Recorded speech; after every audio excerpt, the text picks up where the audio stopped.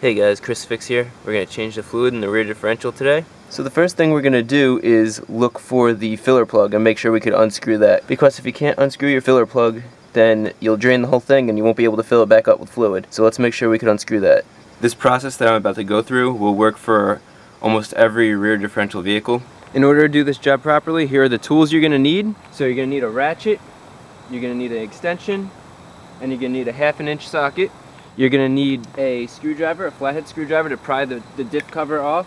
You're going to need a gasket or RTV, and then I use the pliers to cut the tip of the RTV. Don't use a metal one. You're going to need a plastic scraper to scrape the old gasket off, brake clean to clean the mating surfaces, some paper towels, an oil catch can, a torque wrench to properly torque up your bolts when you put the cover back on, and some gear oil to fill up the differential when you're done.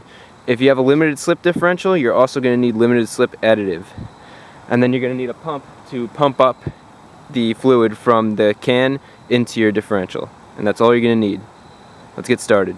Different vehicles have the filler plug in different locations. On my Mazda B3000 Ford Ranger, I have the filler plug right back here. I'll show you in a second.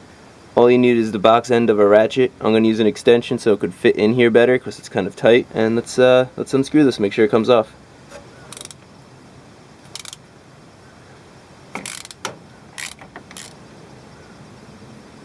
So the back of the drain plug is actually magnetic, and you can see all the little shards of metal and stuff, which is okay. You want to make sure you clean that off. Good. So to prevent contamination, I'm just going to screw this back in. That'll be good because we're going to just change the fluid out now. Now we will put the oil catch can underneath and start unbolting these. We'll start from the top and go down, and we'll leave this middle one for the last. This is a 1/2 inch.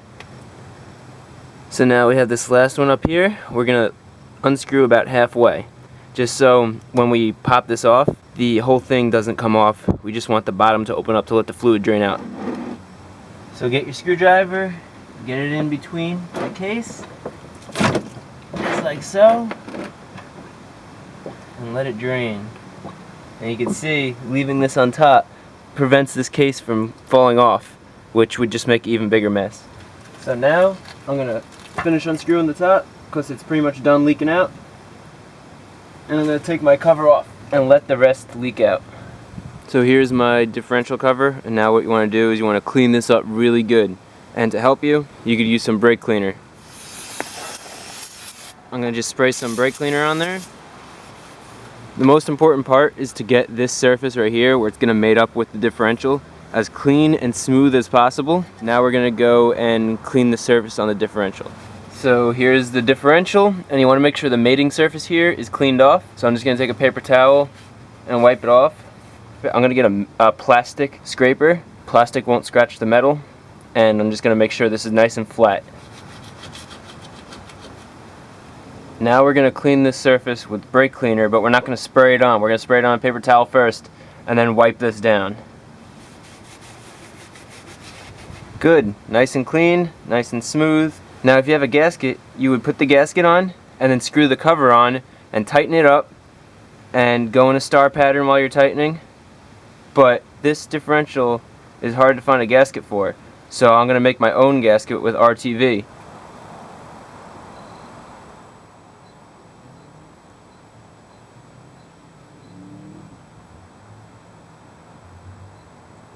Like so. And now you're going to just let it sit for about 15 minutes, let it get a little bit tacky, and then we're going to put it on the differential. Now I'm going to put the rear differential cover back on with the RTV. So the key thing here is going to be get these two bolts in, top and bottom, without moving it around too much. Good. Top and bottom bolts are in, and now we're going to go in a star pattern. I'm going to start from the bottom, go top, bottom, top, side, side, side, side. Now you just tighten them down until you see a little bit of the red RTV coming out, and then leave it. Don't tighten it all the way. So once the RTV starts to come out like that, you've done your job. It's like that around the whole thing. So you're just going to let it sit for an hour, and then you're going to torque it down to specs. And the torque specs for this are 25 to 35 foot-pounds. Now we're going to torque it down 25 foot-pounds, star pattern. If you want to see how to use a torque wrench, just click the video on the screen or check the description. I have a good video to show you the basics. It's really quick. Good, they're all torqued down.